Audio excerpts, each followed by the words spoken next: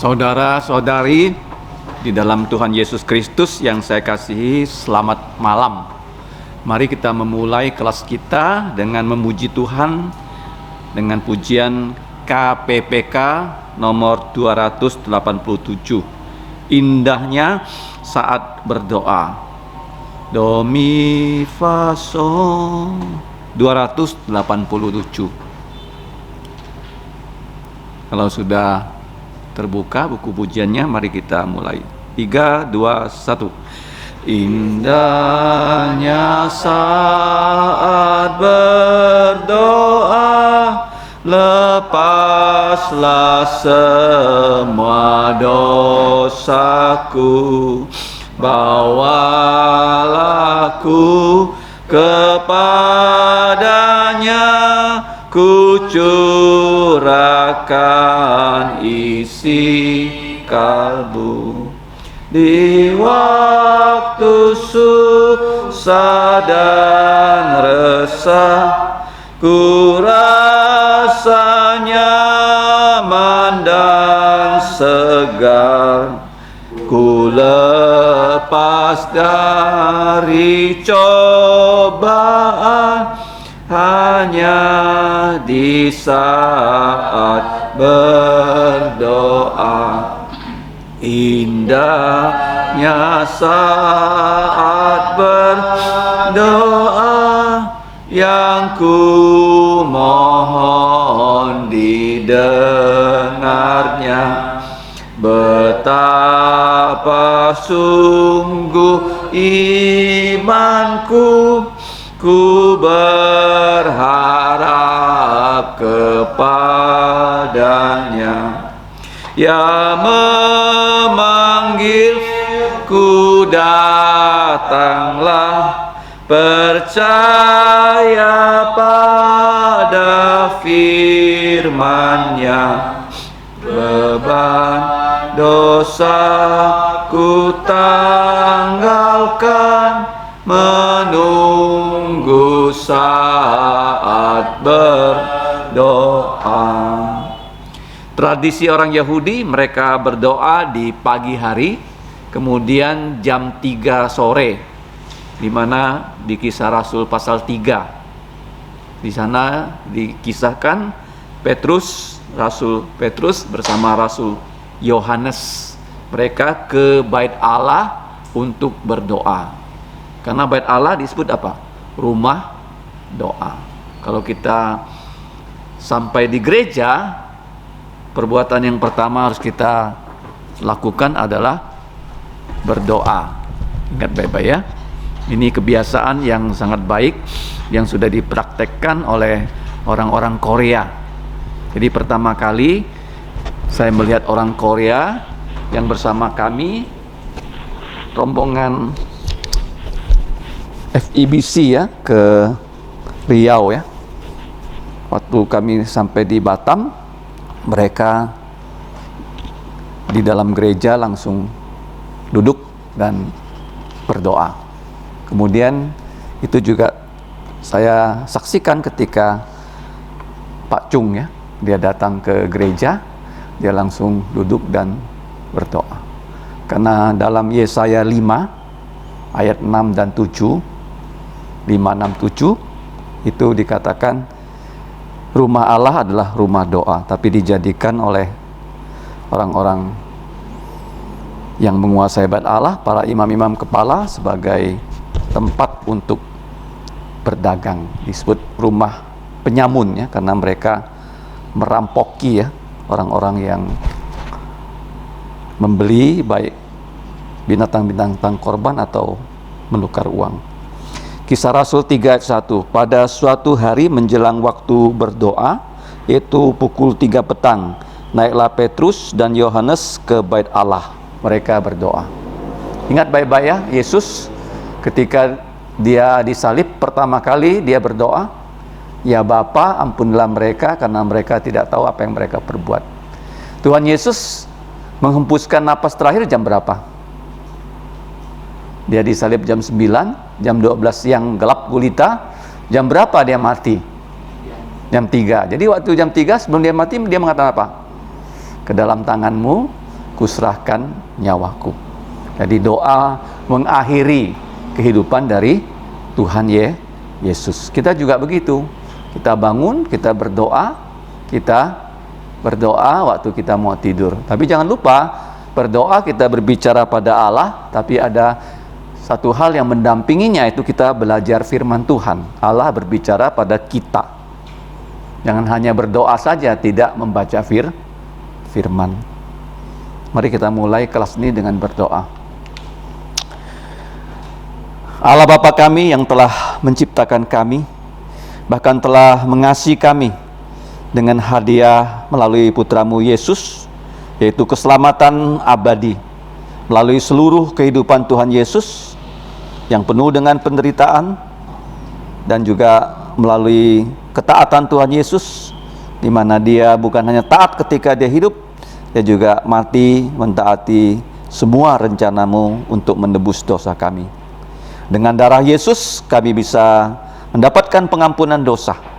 Ya Bapa, kami mengucap syukur untuk kelas kami pada malam ini, belajar tentang teologia pernikahan atau teologia perkawinan. Ya Bapa, kami serahkan kelas ini. Kami bersyukur untuk kelas di Pontianak, bahkan juga secara online, baik di Singkawang, di Jakarta, dan juga di Papua. Kiranya semua dapat menjadi sarana berkat rohani untuk kami semua, dan kami diberkati secara rohani, sehingga keluarga yang akan dibentuk dapat memuliakan namamu.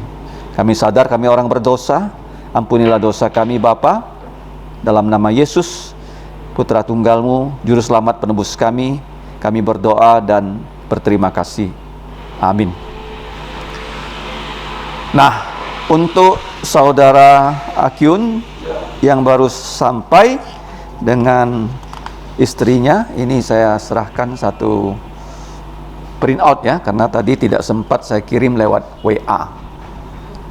Pelajaran kita malam ini itu merupakan ringkasan dari bab 1, yaitu diktat teologia perkawinan atau teologia pernikahan yang saya dapatkan dari Dr. Jeffrey Koo.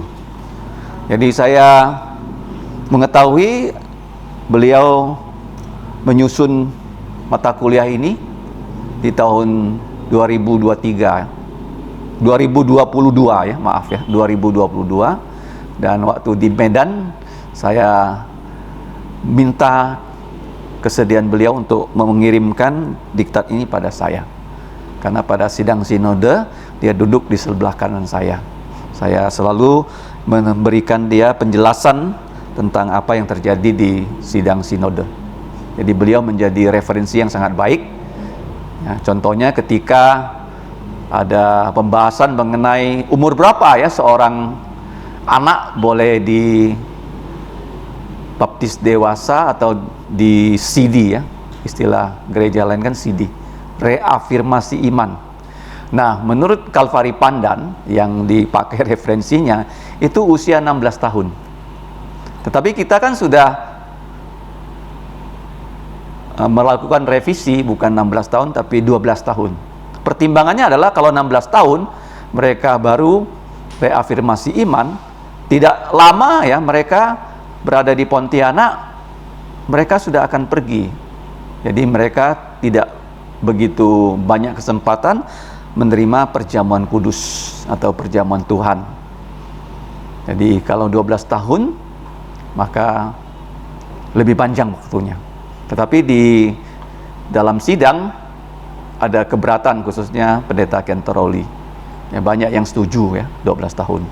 Kemudian saya juga bertanya pada Dr. Jeffrey Koo, kalau di True Life itu umur berapa dari zaman dulu, sejak zaman Pendeta Timotito? Dia bilang 12 tahun. Kenapa 12? Karena Tuhan Yesus 12 tahun mengikuti Paskah. Jadi ada dasar Alkitabnya. Tetapi tetap saja mereka tidak bisa menerima 12 tahun secara mufakat, tapi mereka naikkan lagi menjadi 14. Tapi saya bilang bukan 14 saja, tapi SMP kelas 2. Jadi di sini kan SMP kelas 1. Jadi belum sampai 14 tahun, kalau SMP kelas 2 sudah boleh. Jadi itulah latar belakang kenapa di tangan kita sudah ada ringkasan dari teologia pernikahan. Nah, kita buka ayat Alkitab yang dipakai di diktat ini. Pernikahan itu Tuhan yang adakan ya untuk Adam dan Hawa dalam kitab Kejadian yang sudah kita pelajari sejak awal dari kelas ini. Tapi sekarang coba kita buka kitab Ibrani pasal 13 ayat 4. Ini merupakan ayat yang harus kita hafalkan. Ibrani 13 ayat 4. Ini adalah pasal yang terakhir dari surat Ibrani. Mari kita membacanya bersama-sama. Ibrani 13 ayat 4. Oke. 3, 2, 1. Hendaklah kamu semua penuh hormat terhadap perkawinan, dan janganlah kamu mencemarkan tempat tidur, sebab orang-orang sundal dan pejinah akan dihakimi oleh Allah. Jadi pernikahan itu mempunyai 3 tujuan dari bab 1 yang sudah saya sharekan ya, diktatnya. Tujuan pertama untuk proteksi, supaya orang tidak berzina. Berzina itu hubungan suami istri yang dilakukan oleh orang yang bukan suami istri, itu berzina. Janganlah kamu berzina, seperti yang disebut dalam perintah ke-7 dari 10 hukum. Jangan membunuh, perintah ke-6. Yang ke-7, jangan berzina. Nah, di sini dikatakan hendaklah kamu semua loh, seluruh manusia itu memiliki rasa hormat yang full ya, penuh terhadap perkawinan atau pernikahan. Kemudian janganlah kamu semua, laki-laki dan wanita, mencemarkan tempat tidur. Jadi judul dari bab 1 itu tempat tidur yang tidak tercemar. Ranjang yang tidak tercemar. Nah, kelas kita bertujuan untuk perlindungan atau proteksi. Yang kedua, untuk preventif. Bagaimana kita bisa melindungi diri, bukan setelah sakit baru kita mengobati diri kita yang sakit dengan obat-obatan, tapi preventif, mencegah supaya jangan sampai terjadi. Jadi kelas ini sangat penting. Kemudian yang ketiga, kita melihat ya, kenapa kelas ini diadakan ya, bukan hanya proteksi, bukan hanya preventif, tapi preparasi, persiapan. Jadi orang yang belum menikah harus belajar dulu tentang pernikahan. Baru setelah dia menikah, dia faham ya dasar-dasar dari Alkitab mengenai pernikahan, sehingga pernikahan yang dibentuk ya, oleh Allah sendiri akan bagaimana memberikan yaitu kemuliaan untuk Allah. Nah, itu yang pertama ya. Kenapa disebut ranjang yang tidak tercemar? Kenapa? Karena zaman sekarang orang-orang semakin bagaimana? Bukan semakin baik ya, manusia di zaman modern. Manusia di zaman sebelum Yesus datang semakin hari semakin jahat, ya kan? Semakin hari semakin jahat. Bahkan kejahatan sekarang tuh jauh lebih canggih ya daripada zaman dulu, ya kan? Kalau zaman dulu itu kejahatannya masih primitif. Nah, kalau sekarang orang menipu saja bisa lewat HP kan? Betul nggak? Kalau zaman dulu kan orang menipu harus datang ke depan kita, menipu kita, ya mengambil barang kita. Kalau sekarang nggak kan? Dia kirim misalnya yang satu file yang berbentuk APK.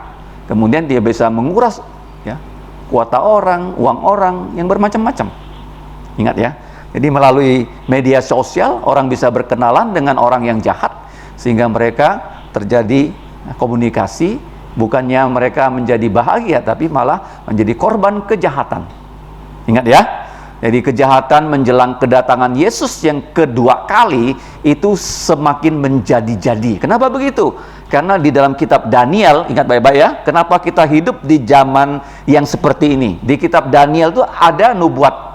Nubuatnya bagaimana?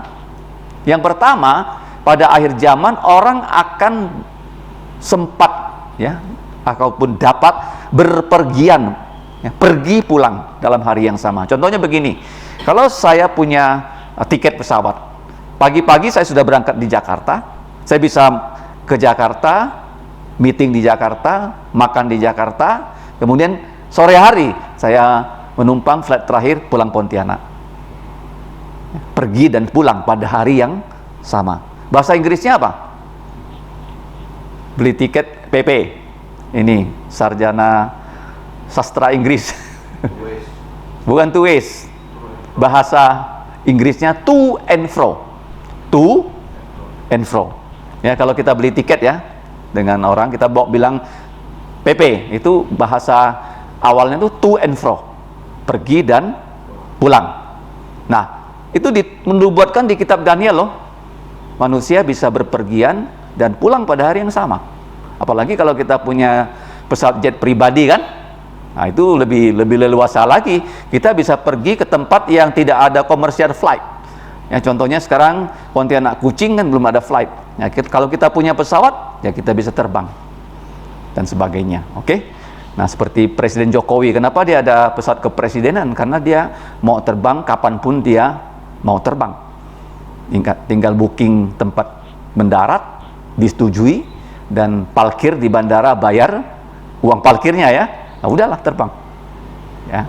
Nah, kalau kita lihat yang kedua, di akhir zaman ini apa yang terjadi? Terjadi perkembangan ilmu pengetahuan. Bukan hanya perjalanan itu menjadi to and fro, pergi dan pulang. Ilmu pengetahuan itu yang diupload ya ke dalam dunia maya, baik yang benar, baik pun yang tidak benar, itu bagaimana? Begitu banyak, ya, termasuk di YouTube. Kamu mau belajar apapun, di sana ada. Paham ya? Yang baik ada, yang tidak baik juga banyak. Ingat ya, di kitab Daniel 2 hal. Nah, karena zaman itu sudah seperti itu, maka kejahatan semakin merajalela. Ya, merajalela, sehingga di zaman sekarang manusia menjadi lebih riskan terkena dampak dari kejahatan. Makanya teologi pernikahan ini sangat penting untuk proteksi, ya. Kedua, untuk preventif, mencegah. Yang ketiga, untuk persiapan pernikahan. Nah, kalau kita lihat ya, dosa-dosa apa yang sekarang merajalela. Orang sekarang dianggap biasa kalau mereka tidak perlu diberkati pernikahannya, sudah punya anak dari girlfriendnya atau boyfriendnya. Contohnya, orang yang paling terkenal di dunia namanya Ronaldo. Kamu lihat berapa anaknya? Yang sekarang melahirkan anaknya itu belum menjadi istrinya loh. Ya kan? Dianggap biasa di zaman sekarang. Ya kan? Nah, makanya kita hidup di zaman yang semakin orang melawan ketentuan yang Tuhan sudah sampaikan. Itu yang pertama ya. Nah, kemudian juga bukan hanya orang tidak mau ya menikah, tapi mereka mau hidup sebagai suami istri. Itu yang pertama. Yang kedua, orang yang pacaran pun sebelum menikah, mereka sudah hidup seperti suami istri, sembunyi-sembunyi, ya kan? Kalau yang tadi Ronaldo terang-terangan kan? Oke. Yang sekarang sembunyi-sembunyi. Jadi nggak boleh itu terjadi sebelum pemberkatan nikah dilangsungkan oleh hamba Tuhan. Orang itu belum suami istri di hadapan Tuhan dan manusia. Tidak boleh ya melakukan hubungan suami istri seperti Yusuf dan Maria. Yusuf sudah bertunangan dengan Maria, kemudian Maria mengandung, dan dikatakan Yusuf tidak mengenal Maria, ya, ginosko atau bahasa Ibraninya yada, ya, tidak melakukan hubungan suami istri dengan Maria sampai Yesus lahir. Ingat ya. Jadi itu yang kedua. Yang ketiga, karena teknologi informasi itu berkembang dengan pesat, jadi yang diupload di internet itu banyak juga yang namanya pornografi. Jadi orang bisa klik ya pornografi dan mereka bisa menyaksikan pornografi, sehingga dengan demikian banyak orang-orang tua mereka memperkosa anak-anak kecil. Ya kan? Kenapa di dalam berita koran begitu sering terjadi? Karena pengaruh dari pornografi. Nah, kemudian yang berikutnya, apalagi bahaya di zaman yang akhir ini adalah hubungan LGBT. LGBT. Bahkan LGBT itu bisa saja mereka itu mengatakan kami LGBT tapi bisa punya anak. Caranya gimana? Dia beli kan, benih orang, dia pinjam telur orang, dia pinjam yang namanya rahimnya orang, jadi lahir, disebut anak mereka. Ingat ya, jadi begitu banyak macamnya kejahatan-kejahatan yang ada kaitannya dengan pernikahan. Makanya Ibrani 13:4, janganlah tempat tidur kamu tercemar. Jadi ada proteksi dari firman Tuhan secara preventif, dan kita melihat ya, kita perlu bersiap diri sebelum kita melangsungkan pernikahan. Jadi 3 tujuan dari bab ini ya. Kemudian kita sudah belajar dari awal tentang pernikahan di Kejadian pasal 1 ya, coba kita lihat Kejadian pasal 1 ayat 27-28, kemudian Kejadian pasal 2 yang sudah kita pelajari juga. Kejadian 1 ayat 27 itu Tuhan menciptakan Adam, setelah itu dia menciptakan Hawa, setelah itu Tuhan sendiri yang menikahkan Adam dan Hawa. Kemudian dari pernikahan itu Tuhan berharap supaya mereka berkembang biak. Kejadian pasal 1 kalau kita lihat ayat 27-28, kita baca sama-sama ya. 1-3. Maka Allah menciptakan manusia itu menurut gambarnya, menurut gambar Allah diciptakannya dia, laki-laki dan perempuan diciptakannya. Allah memberkati mereka, lalu Allah berfirman kepada mereka, beranak cuculah dan bertambah banyak, penuhilah bumi dan taklukkanlah itu, berkuasalah atas ikan-ikan di laut dan burung-burung di udara dan atas segala binatang yang merayap di bumi. Jadi ini ayat yang pertama. Kemudian dari Kejadian pasal 2 ayat 18 sampai yang terakhir kita baca, Tuhan Allah berfirman, tidak baik kalau manusia itu seorang diri saja, aku akan menjadikan penolong baginya yang sepadan dengan dia. Lalu Tuhan Allah membentuk dari tanah segala binatang hutan dan segala burung di udara, dibawanya lah semuanya kepada manusia itu untuk melihat bagaimana ia menamainya. Dan seperti nama yang diberikan manusia itu kepada tiap-tiap makhluk yang hidup, demikianlah nanti nama makhluk itu. Manusia itu memberi nama kepada segala ternak, kepada burung-burung di udara, dan kepada segala binatang hutan, tetapi baginya sendiri ia tidak menjumpai penolong yang sepadan dengan dia. Lalu Tuhan Allah membuat manusia itu tidur nyenyak. Ketika ia tidur, Tuhan Allah mengambil satu rusuk daripadanya, lalu menutup tempat itu dengan daging. Dan dari rusuk yang diambil Tuhan Allah dari manusia itu, dibangunnyalah seorang perempuan, lalu dibawanya kepada manusia itu, lalu berkata kepada manusia itu, inilah dia. Lalu berkatalah manusia itu, inilah dia, tulang dari tulangku dan daging dari dagingku, ia akan dinamai perempuan sebab ia diambil dari laki-laki.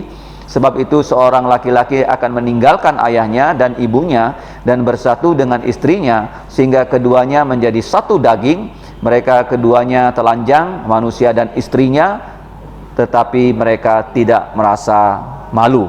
Jadi ayat-ayat yang tadi kita baca bahwa Allah sendirilah ya yang telah ya membentuk keluarga yang pertama, yaitu Adam, satu Adam dan satu Hawa, satu laki-laki dan satu wanita.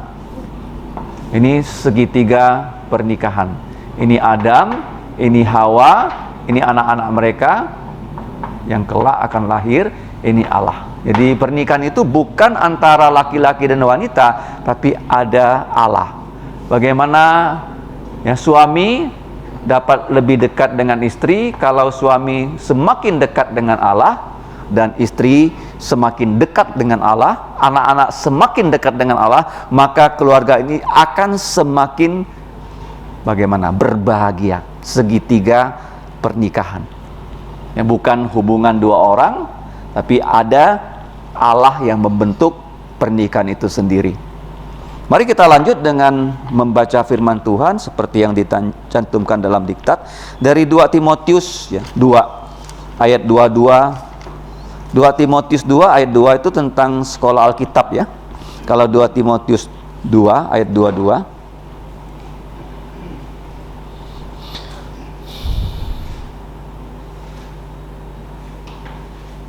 jauhilah nafsu orang muda, itu kuncinya. 2:22.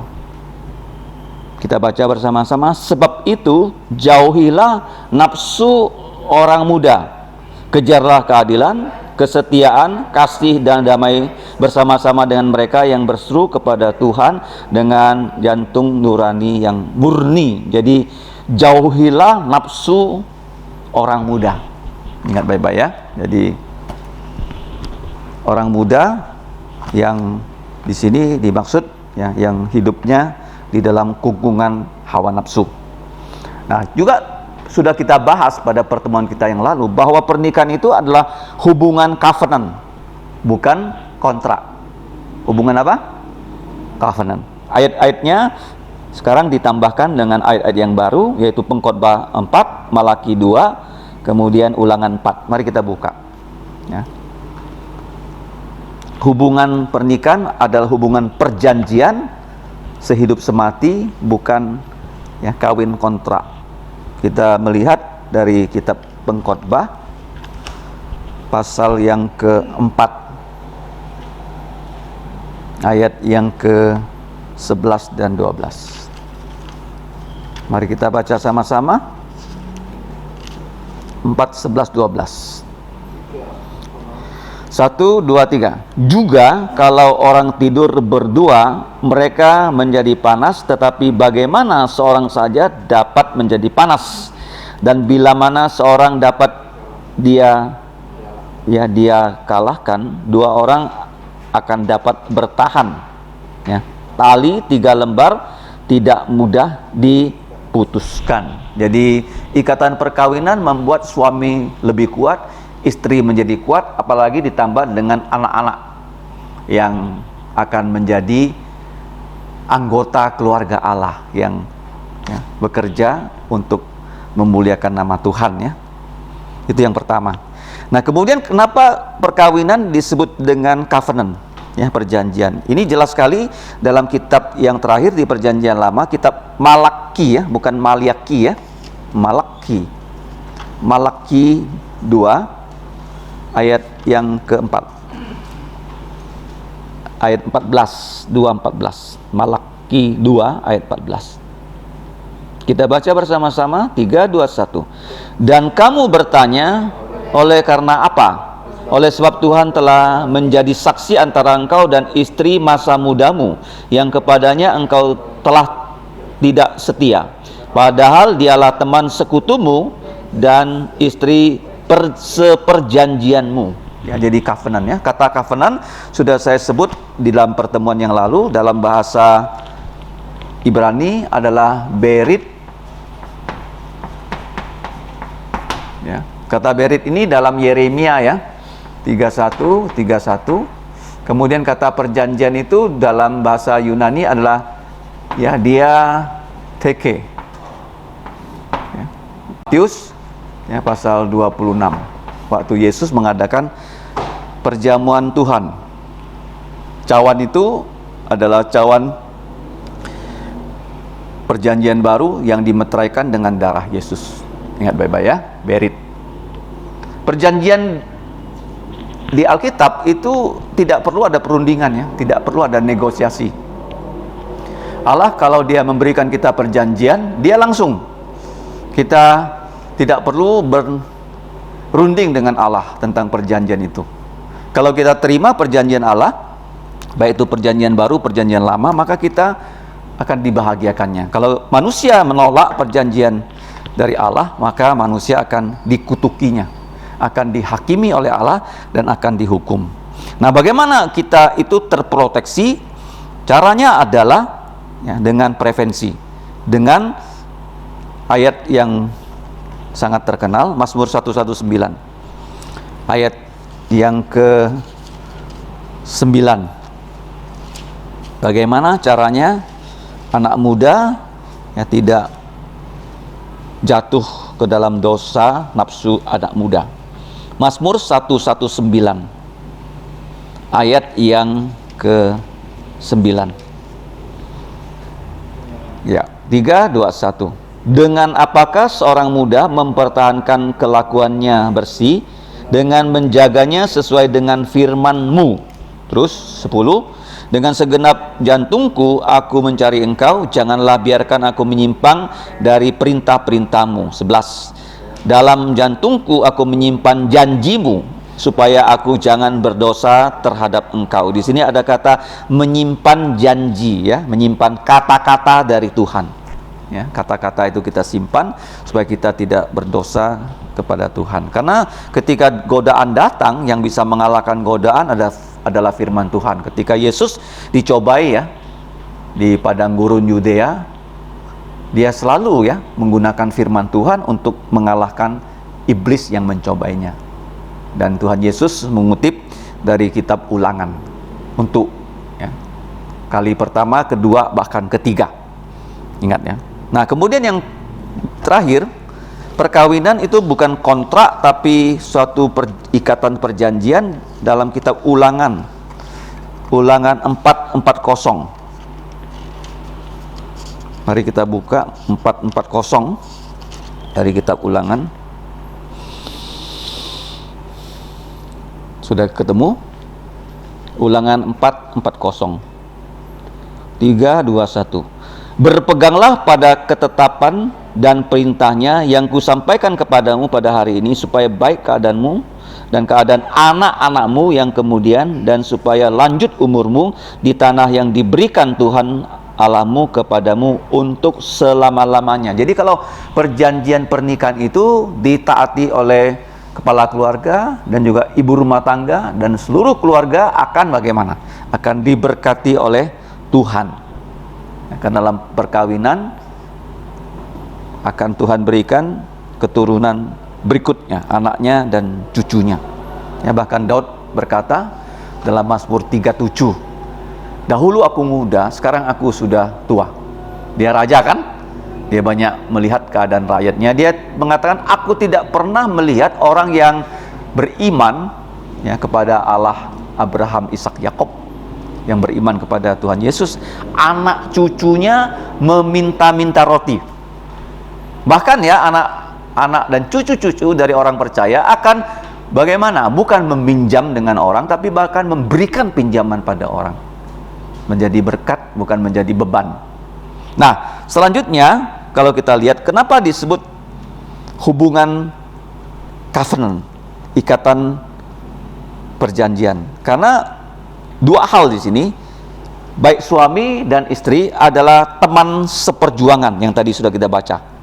Ya, coba kembali ke dalam kitab Kejadian 2. Dalam kitab Kejadian pasal 2, jadi Tuhan membuat manusia itu tidur nyenyak. Ketika Tuhan melihat manusia sudah tidur nyenyak, dia mengambil satu rusuk iga, ya.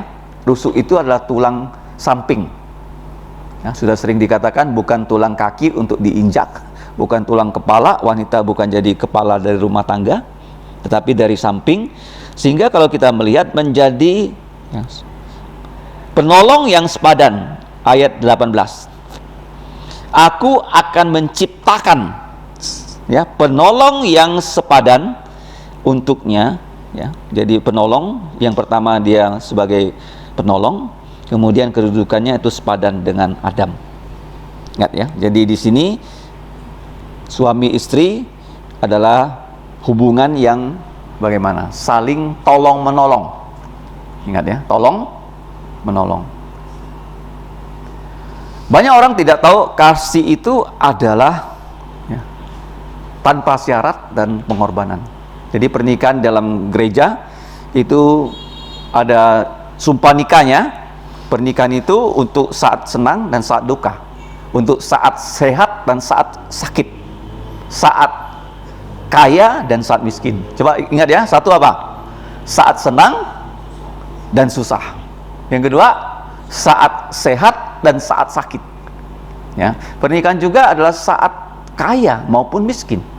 Ya, 3 hal disebut di situ. Tetap, yang bukan berarti kalau sudah sakit tidak lagi saling mengasihi, ya kan? Bukan berarti kalau saat susah tidak lagi saling mengasihi. Karena pernikahan itu ya tanpa bagaimana? Syarat. Baik susah dan senang, kaya miskin, sehat sakit. Ya, unconditional. Ingat baik-baik ya, itu yang pertama. Kemudian pernikahan itu juga di sini dikatakan bukan hanya ya bersifat unconditional. Kasih agape itu adalah kasih yang bersifat pengorbanan. Kalau kita mengasihi orang, biasanya kita melayani, bukan? Betul nggak? Yesus mengasihi kita, apa yang dia kerjakan? Dia selalu melayani. Putra manusia datang bukan untuk dilayani, tetapi untuk melayani, bahkan memberikan nyawanya untuk ya domba-dombanya. Sehingga kalau kita melayani, kadang-kadang kita tidak lagi punya waktu untuk melayani diri sendiri. Ya, contohnya misal guru begitu sibuk mengajar, bahkan tidak ada waktu untuk makan, seperti Tuhan Yesus dan murid-muridnya. Ya, seringkali kita melayani, keperluan kita sendiri tidak terlayani. Ya, contohnya waktu saya ke Jakarta, ada 2 meeting yang saya lakukan dengan arsitek dan dealer mobil. Sehingga apa yang perlu saya beli itu tidak sempat saya cari untuk dibeli. Ya, karena kita melayani. Wajar ya kalau terjadi kita melayani, tapi untuk diri sendiri kita tidak sempat ya melayani.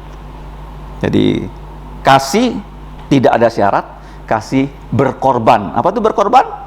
Mendahulukan kepentingan orang lain. Nah, itu yang kita lihat ya.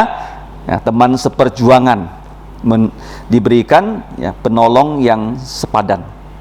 Nah, kemudian di dalam Alkitab sangat menarik, pernah saya bahas ya, bahwa Israel adalah istri, terus Allah adalah suami. Nah, ini juga disebut juga di Perjanjian Baru dalam kitab Efesus pasal 5. Ini bacaan yang panjang ya, ayat 21 sampai selesai 33. Kristus adalah dasar hidup suami istri. Mari kita baca ya. Kita baca Efesus 5:21 sampai 33. Dimulai dari istri ya, bukan suami. Karena Hawa yang pertama jatuh dalam dosa. Baru setelah itu diikuti oleh hai suami. Kita baca bersama-sama sampai selesai.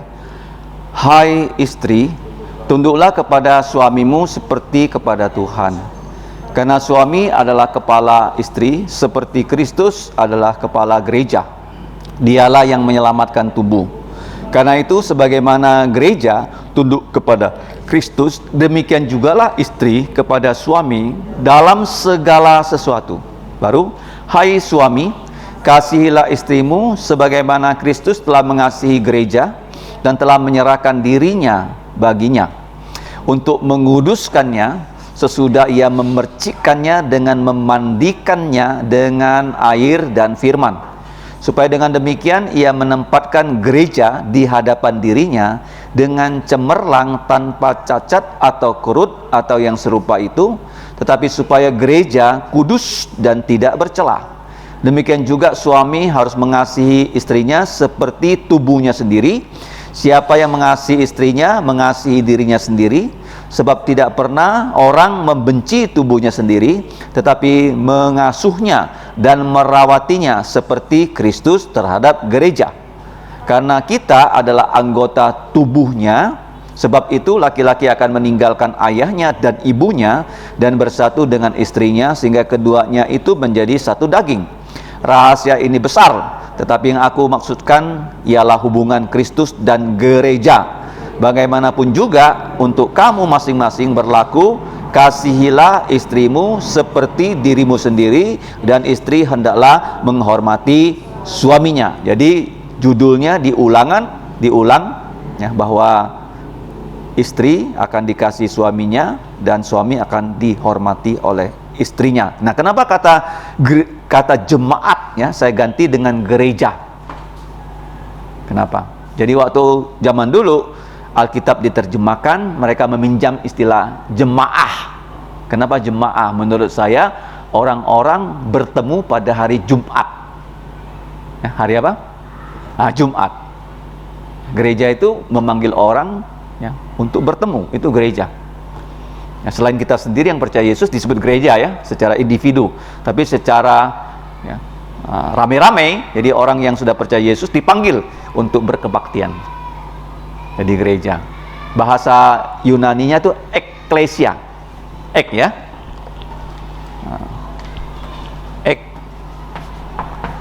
Ekklesia. Ek itu keluar, klesia itu dipanggil keluar dari dosa ya, ekklesia. Paham ya? Harusnya diterjemahkan sebagai gereja. Nah, dari kata Portugis igreja. Ini dari kata Portugis loh, igreja. Nah, bahasa Inggris itu juga dari bahasa Jerman, church ya. Sebenarnya bukan terjemahan yang pas dari ekklesia, church. Apa artinya church ya? Kirche, bahasa Jermannya apa? Kirche. Kirche itu artinya miliknya Tuhan. Miliknya apa? Nah, Tuhan, bukan terjemahan yang literal dari kata gereja. Ya, harusnya congregation. Bahasa Inggrisnya yang pas apa? Congregation. Ya, bukan jemaat ya, tapi gereja. Karena kita tidak bertemu pada hari Jumat. Ya, ingat baik-baik ya. Nah, di sini kita kalau lihat, nah, dalam perjanjian lama Allah disebut suami, Israel disebut istri. Bahkan ya, Allah itu suami setia, Israel istri yang tidak setia. Kalau kamu membaca kitab Hosea, Hosea itu seorang nabi bernama Hosea. Apa arti nama Hosea? Hosea itu seperti Yosua. Kalau Yosua namanya sudah diganti menjadi Yosua. Sebelumnya nama Yosua adalah Hosea. Oleh Musa namanya diganti menjadi Yosua. Nah, Hosea artinya dia, Tuhan Yesus yang menjadi juru selamat. Itu Hosea ya. Kalau Yosua langsung Yehowa yang menjadi juru selamat. Lebih to the point ya. Bukan Hosea tapi Yosua. Nah, dalam kitab Hosea ada juga kitab Yosua. Hosea itu nabi ya, diperintahkan Allah menikahi seorang perempuan yang akan menjadi wanita sundal. Mau kamu bayangkan loh, disuruh menikah dengan wanita yang tidak setia, lahir anak-anak yang tidak setia, diberi nama ya Yisril ya, Lo Ruamah, Lo Ami. Yisril itu ada tempat pembantaian ya, tempat perang sehingga banyak orang mati ya, dataran Yisril. Kemudian anaknya yang berikutnya itu perempuan ya, Lo Ruamah, tidak ada belas kasihan. Jadi Allah ya, tidak berbelas kasihan karena mereka menyimpang ya, kepada hukum-hukum Tuhan. Yang ketiga, Lo Ami, engkau bukan lagi umatku. Jadi Hosea disuruh beristrikan seorang wanita tunasusila. Bahkan tunasusila ini tidak lagi ya diharapkan oleh kawan-kawan selingkuhannya, disuruh kepada Hosea untuk mengambil kembali ya wanita yang sudah nggak laku itu. Kamu bayangkan, itu menunjukkan begitu kasih Allah kepada orang Israel, walaupun orang Israel ya menyimpang ya dari firman Tuhan. Jadi kitab Hosea. Nah, di dalam perjanjian baru kita tadi membaca bahwa perintah kepada istri itu disampaikan lebih dahulu untuk taat kepada suami. Kenapa? Karena Hawa yang pertama jatuh. Nanti kita akan pelajari panjang lebar ya, Efesus 5 ini.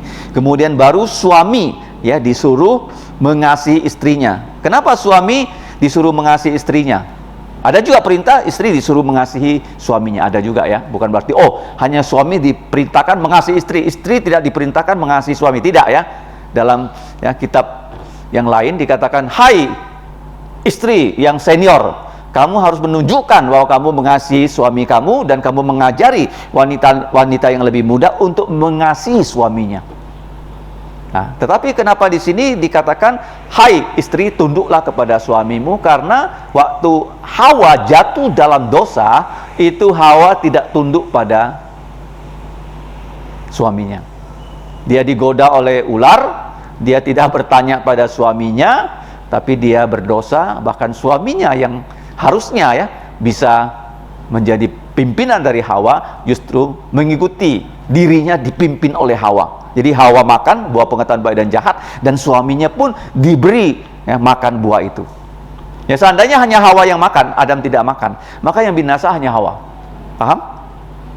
Ikatnya. Jadi hai istri, tunduklah kepada suamimu dalam segala sesuatu di dalam Tuhan. Jadi segala yang suami perintahkan yang sesuai dengan firman Tuhan itu harus dilaksanakan oleh sang istri.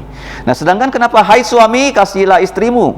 Kenapa? Karena suami waktu masih muda dia belum kaya. Kemungkinan setelah menikah dia menjadi pengusaha sukses. Ya, kecenderungan kan orang sukses kan bagaimana? Orang Tionghoa kan punya banyak bini kan, betul nggak? Dia tidak lagi mengasihi istrinya. Seperti tadi kita baca Malaki. Ada nggak tadi kita Malaki yang kita baca? Masih ingat nggak? Yang tadi Malaki pasal berapa?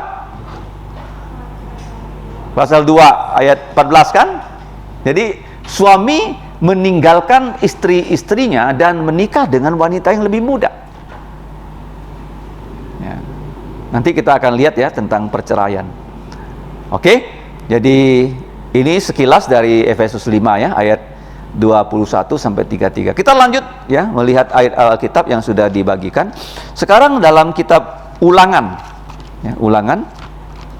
Sekarang Ulangan 32 ayat yang ke-30. Ulangan 32 ayat 30. Ini penting ya, bahwa suami hanya sendiri, kalau dengan istri sudah menjadi 2 orang. Nah, ini ayat yang penting ya, bahwa persatuan dimanapun ya, baik itu persatuan di pelayanan, persatuan dalam keluarga, itu merupakan unsur yang penting sekali. Bahkan Allah Tritunggal itu satu Allah, 3 pribadi, paham ya? Kesatuan yang paling sempurna itu Allah Bapa, Putra, dan Roh Kudus. Nah, tadi ada di Michael, kameranya ada ya? Ada diganti ya? Oke. Kita lihat ya, Ulangan 32:30. Ini harus dihafal juga ya oleh calon suami dan istri dan suami dan istri. 1, 2, 3. Bagaimana mungkin ya satu orang dapat mengejar 1000 orang loh, dan 2 orang, bukan 2000 orang, dapat membuat lari berapa? 10.000, 5 kali lipat. Ya, kalau tidak gunung batu mereka telah menjual mereka dan Tuhan telah menyerahkan mereka. Jadi begini ya, orang Israel kalau mereka setia kepada Tuhan, musuh apapun yang datang menyerang akan mereka kalahkan. Satu orang bisa mengalahkan 1000 orang. Kalau berdua bukan mengalahkan 2000 orang, tapi mengalahkan 10.000. Jadi persatuan suami istri sangat penting. Persatuan dalam hal apa loh? Dalam hal kerohanian. Jadi sama-sama harus semakin mengenal firman Tuhan. Oke, kita lanjut ya. Tujuan pernikahan ada disebut di sini untuk ya, prokreasi. Oke. Pernikahan untuk seumur hidup ya. Yang ketiga, pernikahan itu harus ya monogami ya, monoandri ya, dan heteroseksual. Yang terakhir, pernikahan itu tidak boleh homoseksual. Ya, dipertegas ya. Sebenarnya antara tujuan 3 dan 4 itu sama, tapi ya dibahasakan dengan bahasa yang lain. Nah, kita lihat ya untuk prokreasi. Apa itu prokreasi? Ya. Kreasi itu di Kejadian 1 dan 2, dan manusia yang lahir dari pernikahan suami istri disebut lagi bukan lagi kreasi tapi prokreasi. Paham ya? Itu bedanya ya. Bukan lagi penciptaan tapi pro penciptaan. Jadi kita diciptakan dan diberkati supaya bisa beranak cucu. Jadi pro ke penciptaan. Ya. Prokreasi ya, bukan kreasi. Nah, sudah kita baca juga ayat-ayatnya dalam Kejadian 1 ayat 27 28, Kejadian 2 ayat 24 sudah tadi kita baca. Nah, sekarang coba kita lihat ayat yang sering kali dikhotbahkan waktu orang menikah, itu Mazmur 127 dan Mazmur 128. 2 ayat nih ya, 2 pasal ya, yang sering dikhotbahkan pada saat perkawinan. Mazmur berapa? 127 dan 128, jangan lupa ya. Nah, khususnya 127 ayat yang ke-3. Kita baca sama-sama. 3, 2, 1. Sesungguhnya anak-anak lelaki adalah milik pusaka dari Tuhan, dan buah kandungan adalah suatu upah Jadi jelas di sini ya, kita bisa selesaikan sampai selesai ayat yang kelima. Seperti anak-anak panah di tangan pahlawan, demikianlah anak-anak pada masa muda. Berbahagialah orang yang telah membuat penuh tabung panahnya. Dengan semuanya itu, ia tidak akan mendapat malu apabila ia berbicara dengan musuh-musuh di pintu gerbang. Coba kita lihat ayat 3 dari pasal berikutnya. 1, 2, 3. Istrimu akan menjadi seperti pohon anggur yang subur di dalam rumahmu. Anak-anakmu seperti tunas pohon zaitun sekeliling mejamu. Jadi begini ya, zaman dulu orang Israel itu menanam anggur di samping rumah. Dan pohon anggur kan pohon yang menjalar kan? Dia bisa menjalar masuk ya, sampai malah di daerah dekat meja makannya. Kira-kira begitu. Jadi buah-buah anggur itu bisa merambat sampai kemana-mana. Sangat subur itu buah anggur di Israel ya, khususnya. Jadi Tuhan bukan hanya menyatukan pria wanita, tapi ya, banyak orang diberikan keturunan yang ya, Tuhan sudah tentukan berapa jumlah orang itu. Prokreasi, ingat ya, pernikahan adalah untuk prokreasi. Karena sekarang ada orang mau menikah tapi tidak mau punya anak ya. Contohnya yang saya baca di tahun 70-an 70-an tuh sudah 50 tahun lalu loh. Seorang yang bernama Jaya Suprana, pemilik Jamu Jago, dia menikah tapi dia bilang dia tak ingin punya anak. Makanya namanya apa? Sightless choice. Ini kata ini saya baca dari koran loh. Sightless choice. Memilih nggak mau punya anak. Atau orang mau menikah anaknya cuma satu. Ya, sudah saya katakan kenapa nggak boleh anaknya hanya satu, Michael? Minus ya. 2 orang bersatu, hasilnya 1. Kalau kamu ya jadi pedagang, mana ada bos mau kasih kamu modal? Oh, kasih 100 juta, balik 50 juta. Rugi lah bosnya kan? Kenapa tidak boleh 2 saja, Lucy? Berimbang ya. Nggak ada bunganya. Aku pinjam kamu, Lucy, 1M. Kamu balik 1M. Enggak. Bunga berapa persen sekarang, Michael? Depositonya? 4%. Minimal ada increase kan? Nah, makanya kita tidak boleh membatasi Tuhan. Kalau memang keadaan ya hanya bisa 1 ya oke lah ya kan. Tapi kalau bisa jangan 3 ya. 3 itu ada pertambahan 1 jiwa. Ingat ya. Oke. Kalau 1 juga kasihan tuh, dia nggak punya saudara loh. Ya kan? Sendiri saja seperti saya, adik-adik saya sudah berpulang ke rumah Allah Bapa. Ya, kasihannya kalau hanya 1 kan. Ya, kalau 2 ya masih ya ada. Biasa di orang Singapura tuh dia punya 2 anak, kalau anaknya laki perempuan dia stop.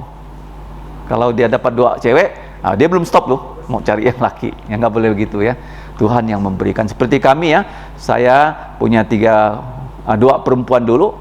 Setelah itu sekolah Alkitab, Tuhan kasih 1 perempuan, kemudian pulang melayani, Tuhan kasih 2 laki-laki. Padahal usia istri saya waktu melahirkan Elnatan dan khususnya Ezra sudah 40 tahun lebih loh. Sudah sangat tua. Ya, tapi bisa lahir dengan normal, dan Ezra itu anak yang normal, tidak Down syndrome dan sebagainya. Semua anugerah Tuhan. Ya, bukan berarti dari awal kita menikah ingin punya 5 anak, bukan. Tuhan yang memberi. Ayatnya mana? Mazmur 127 ayat 3 kan? Jangan aku bilang aku menikah, aku mau punya 1 anak. Kenapa begitu? Aku yang punya planning. Bukan, Tuhan yang memberi ya. Ayat yang ketiga. Buah kandungan adalah suatu upah dari Tuhan. Prokreasi. Kenapa prokreasi? Kenapa? Kita percaya Adam dan Hawa dikreasi oleh Allah, dan ya dari mereka turun ya manusia sampai zaman sekarang. Ya, prokreasi. Nah, sekarang yang berikutnya, pernikahan itu tujuannya untuk perjanjian seumur hidup. Seumur hidup. Kalau kontrak, toko dikontrak 1-2 tahun. Ya, kalau tokonya laku diperpanjang. Kalau tokonya lebih bagus, ya dia akan cari tempat yang lebih besar. Ya, kontraknya bisa berakhir. Tetapi pernikahan itu bukan kontrak, tetapi satu perjanjian seumur hidup. Ya, komitmen seumur hidup. Markus 10 ayat 6 dan 9. Mari kita baca. Pada saat itu orang bertanya, boleh nggak bercerai Tuhan Yesus? Apa jawab Yesus? Dalam Markus 10 ayat 6 dan sampai 9. Mari kita baca sama-sama. Sebab pada awal dunia Allah menciptakan mereka laki-laki dan perempuan. Sebab itu laki-laki akan meninggalkan ayahnya dan ibunya dan bersatu dengan istrinya, sehingga keduanya itu menjadi satu daging. Demikianlah mereka bukan lagi dua, melainkan satu. Karena itu apa yang telah dipersatukan Allah tidak boleh diceraikan oleh manusia. Jadi kata satu dalam bahasa Ibraninya adalah dabak, ya. Nah, kalau bahasa Yunani apa kemarin? Sun, ya, sigot. Ya, sun ini satu, sigot itu apa? Sigot itu sel telur dibuahi oleh sel jantan. Sigot, sun sigot. Apa yang sudah disatukan oleh Allah tidak boleh diceraikan oleh manusia. Kalau kamu lihat ya, di Injil Markus ini tidak ada kata kecuali zina, nggak ada. Tidak ada kata, ya. Kalau di Matius ada, ya, kecuali zina. Nah, kalau kita lihat ya Markus pasal 10 itu juga, ya, dicatat dalam Matius pasal 19. Nah, dalam Matius 19 bedanya di situ ada kata diceraikan selain mati, juga diceraikan karena satu, ya, dari kedua suami atau istri itu tidak setia karena zina. 19 ayat 26.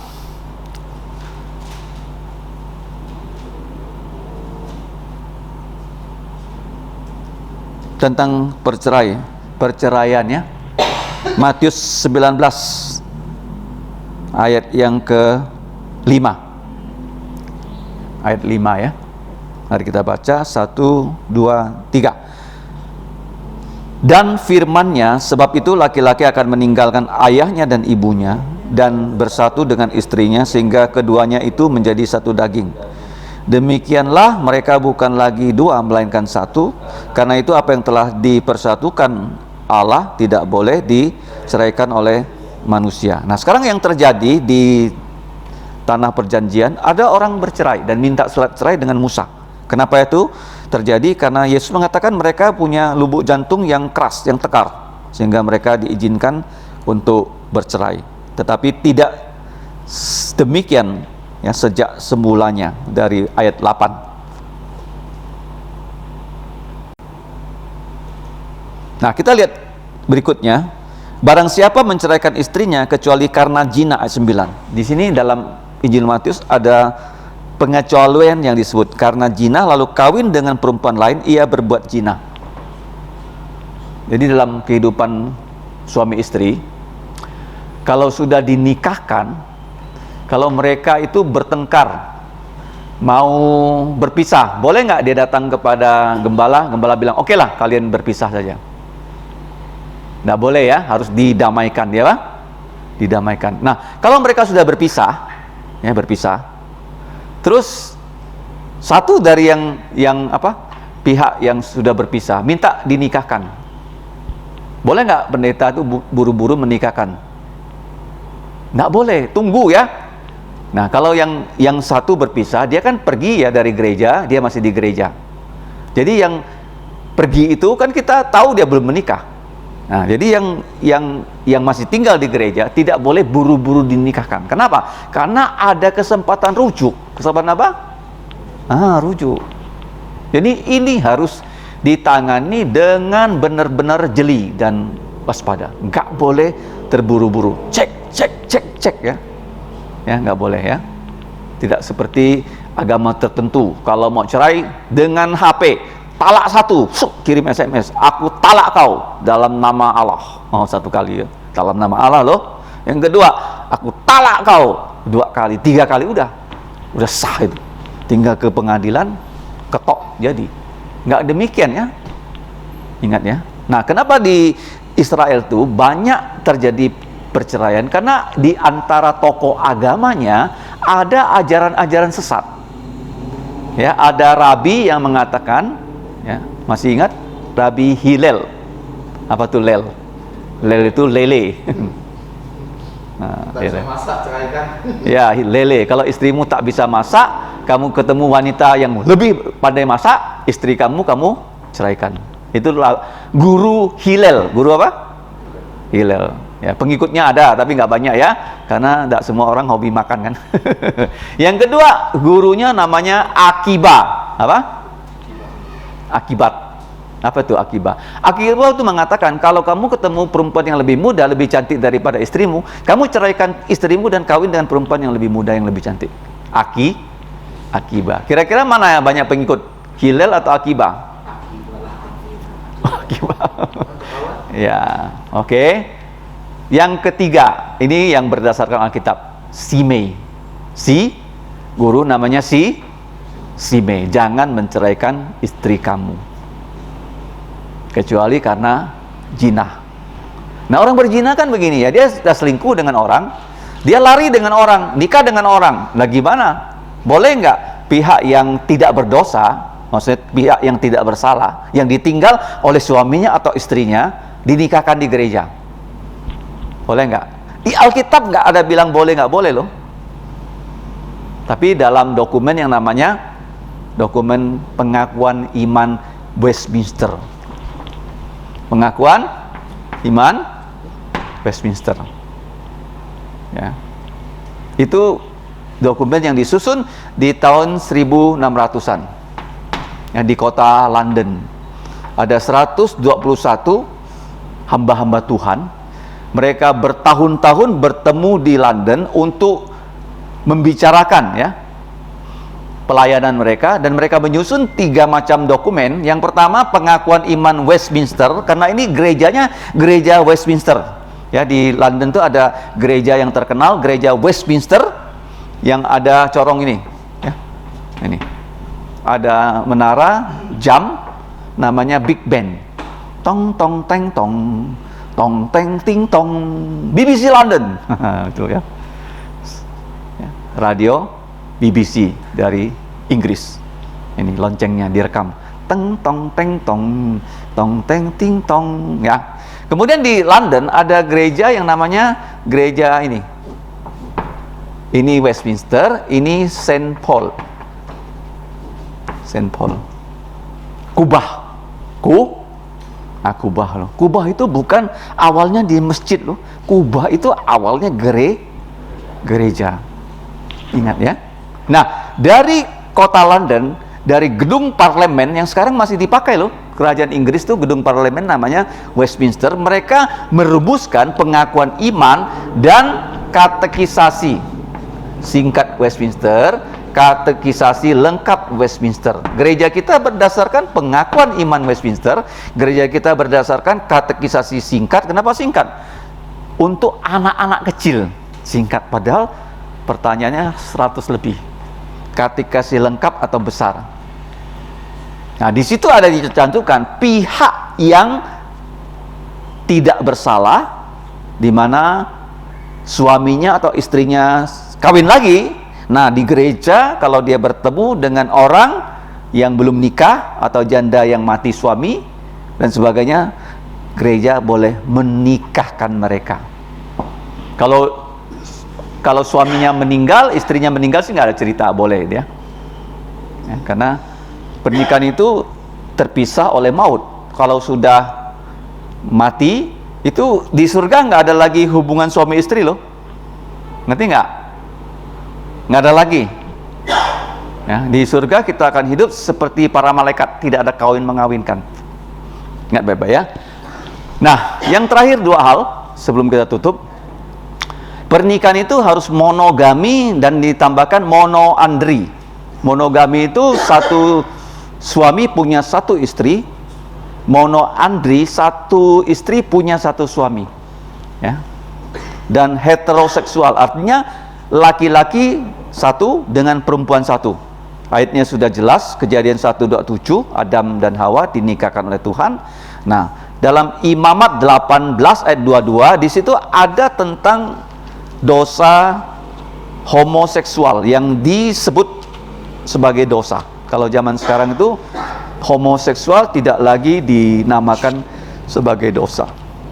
Imamat 18.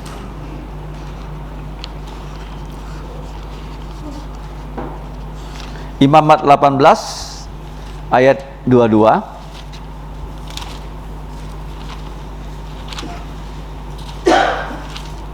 Mari kita baca ayat 22. 1, 2, 3.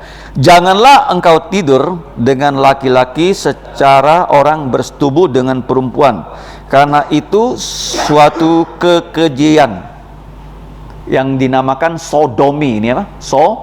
Sodomi. Atau bahasa Indonesia itu pemburit. Pemburit. Ingat ya. Dosa homoseksual. Kemudian dosa homoseksual juga terjadi di dalam Kejadian 19, di mana kota Sodom Gomora itu dipenuhi dengan orang-orang yang homoseksual. Bahkan 2 malaikat yang tampaknya sebagai laki-laki gagah, muda dan ganteng di rumahnya Lot, orang-orang muda sampai remaja-remaja datang minta sama Lot supaya 2 laki-laki itu diambil oleh mereka, akan mereka perkosa kaum prianya. Sampai Tuhan butakan mata orang-orang yang homo itu. Jadi akhir zaman itu sebelum Yesus datang, dunia akan menjadi lebih homo, lebih lesbi. Paham ya? Maka ada sekarang bukan hanya homo, lesbi, bahkan transgender. Makanya tadi saya bilang ya, pengetahuan yang semakin maju membuat manusia lebih menentang Tuhan. Jadi dia bukan hanya homo, tapi dia membuat gendernya berubah. Seperti di Thailand, ada transgender katanya paling cantik menikah dengan, ya kan? Nah, transgender itu artinya dia sudah dioperasi loh, ya, dari laki-laki menjadi wanita. Nggak tahu bagaimana caranya, tapi itu diberitakan di koran. Ya, transgender. Oke. Nah, kalau kita lihat di sini, homoseksual itu menjadi dosa yang akan merajalela waktu Yesus akan datang kedua kali. Kejadian 19. Nah, juga lihat kenapa orang jadi homoseksual ya. Itu bukan genetik, tapi dosa karena orang tidak mau percaya pada Tuhan Yesus. Di mana ayatnya tuh? Dalam kitab Roma ya. Roma pasal 1. Ayat yang gampang kita ingat ya, 23. 1, 2, 3 ya. Roma 1 ayat 23. Kenapa terjadi dosa LGBT yang merajalela? Mari kita baca. Karena mereka tidak percaya kepada Tuhan Yesus, inilah akibatnya. 3, 2, 1. Mereka menggantikan kemuliaan Allah yang tidak fana dengan gambaran yang mirip dengan manusia yang fana, burung-burung, binatang-binatang yang berkaki 4, atau binatang-binatang yang menjalar. Ayat 24. Karena itu Allah menyerahkan mereka kepada keinginan jantung mereka akan kecemaran, sehingga mereka saling mencemarkan tubuh mereka. Ayat 25.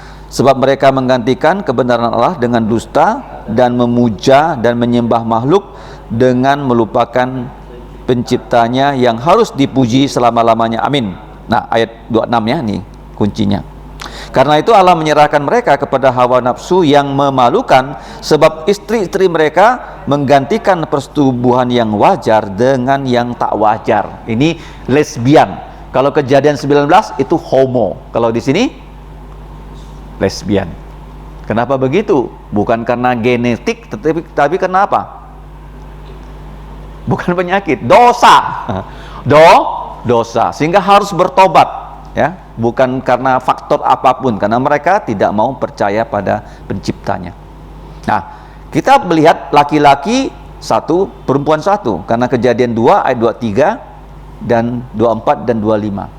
Kemudian dalam 1 Timotius 3 ayat 2, jadi di situ juga kualifikasi dari seorang gembala sidang atau penatua. Mari kita buka. Dia haruslah bukan orang homo, Tapi dia harus seorang yang berkeluarga dengan satu istri. Jelas ya. 1 Timotius 3 ayat 2. Di sini adalah penilik gereja atau gembala gereja atau penatua gereja, pengawas gereja. Kita baca sama-sama. 3, 2, 1. Karena itu penilik gereja haruslah seorang yang tak bercacat, suami dari satu istri, dapat menahan diri, bijaksana, sopan, suka memberi tumpangan, cakap mengajar orang lain. Jadi jelas ya, kenapa gembala harus punya istri? Karena yang dilayani juga para wanita. Kalau misalnya malam-malam kan, para wanita yang punya problem, dia tentu tidak menelpon gembalanya, dia akan menelpon apa? Semu, ya kan? Betul nggak? Jadi semu yang datang didampingi oleh gembalanya. Nggak boleh itu ya. Nah, makanya ini menjadi satu hal yang penting ya. Karena ada anggota-anggota gereja yang wanita, tentu ditangani oleh kaum wanita. Ya, kaum prianya hanya support di belakang ya mengenai hal-hal yang berkenaan dengan wanita. Oke. Nah, zaman dulu ya, dokter kandungan tuh nggak ada laki-laki loh. Coba kamu cek, sejak kapan tuh ada dokter kandungan laki-laki? Zaman dulu tuh bidan. Ya, sejak kapan ada dokter kandungannya laki-laki? Ya. Zaman sekarang pun orang mau melahirkan ya, dia merasa, wah saya nggak mau melahirkan normal. Dia pilih tanggal, bulan 3, tanggal 3, operasi. Ya kan? Ya kan? Semakin banyak ya cara-cara manusia yang melawan apa ketentuan alam. Ya, padahal kalau melahirkan kan sakit dulu kan tandanya kan. Setelah sakit, nah itu dibawa ke rumah sakit atau ke bidan. Bahaya juga ya kalau sudah sakit cari dokter yang terkenal sekali, dokternya sibuk dia nggak bisa datang, dan sudah buka 10 nggak ada dokter, bisa mati. Seperti Monica itu kan. Orang GKY, bukan GKY sih, dia tidak GKY, tapi ada mantan bosnya di GKY. Jadi orang GKY bersedia menguburkannya. Yang satu tempat rumah duka dengan Yohanes. Jadi keluarganya tahu Monica itu orang Kristen, keluarganya nggak Kristen. Terus waktu kita menangani Yohanes, keluarganya minta sama kita, tolonglah carikan mana gereja Monica di Mega Mall. Ya kan banyak gereja di Mega Mall. Seingat saya ada GKY karena dia orang Tionghoa. Terus saya tanya-tanya kepada orang GKY, nggak dapat nomornya. Tapi Pendeta Karyanto, ya Ketua Sinode Kalam Kudus, dia kasih saya nomor Pendeta GKY yang di Pontianak. Saya hubungi, dia cek ya, nggak ada anggotanya yang bernama Monica. Tapi setelah cek lagi ya ke WA grup gereja, ada satu anggota dari GKY pernah kerja di toko di Gajah Mada menjadi atasannya Monica, sehingga kenal Monica ini memang bukan anggota gereja, tapi ya dia orang Kristen, tapi nggak tahu gereja yang mana. Ya, kopernya masih terkunci, nggak tahu dia itu gereja mana, jadi tidak ada orang tahu kuncinya, dan suaminya masih di Jakarta, nggak bisa buka ininya. Tapi terakhir saya dengar dikubur pada hari Minggu jam 4 sore, ya, pendeta GKY yang membantu, pendeta Nathanael. Lalu saya hanya WA sama dia, tolong layani. Nah, terus akhirnya dia melayani. Kenapa? Dia sudah hamil tua, sudah sakit, dibawa ke satu rumah sakit, dan dokter yang menangani dia sangat-sangat terkenal, dan dokternya nggak datang. Sudah buka 10, akhirnya bagaimana? Dia tidak tertolong, anaknya juga tidak tertolong. Bahkan dikatakan orang yang memakaikan baju untuk Monica itu melihat darah kasih keluar loh. Jadi ingat baik-baik ya, jangan sampai ya kita menjadikan sesuatu yang tidak alami. Ya, cari dokter yang top kan. Ya, jangan ya. Yang penting mau melahirkan, bisa melahirkan dengan lancar. Ya kalau dia top, dia nggak sempat gimana? Ya kan? Nggak terlayani, bisa ancamannya nyawa. Dan sekarang juga ada itu bayi tabung loh. Kemarin kami meeting di Medan, ada satu penatua dari Batam. Dia sering keliling Indonesia. Akhirnya saya tanya sama dia, apa kerja kamu? Jual mesin. Mesin apa? Mesin bayi tabung. Mesin apa? Ah, itu ya. Kan jualkan bunga. Ya, bayi tabung ya. Bayi tabung ada satu hal yang tidak baik, yaitu kalau dia dibuahkan jadi tiga buah, 3 hasil ya. Nah, kalau tiga-tiganya dihidupkan masih oke sih, nggak membunuh.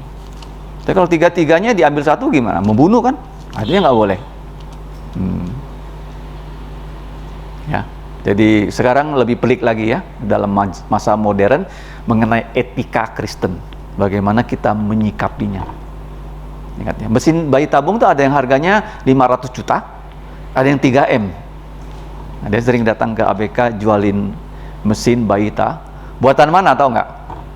Denmark. Yang dia pegang tuh Denmark. Oke? Ya, saya lanjut ya. Suami dari satu istri. 1 Timotius 3:3. Nah, kalau berzina itu jangan sampai terjadi. Perintahnya di mana? Dalam Keluaran 20, perintah ke-7 dari 10 hukum.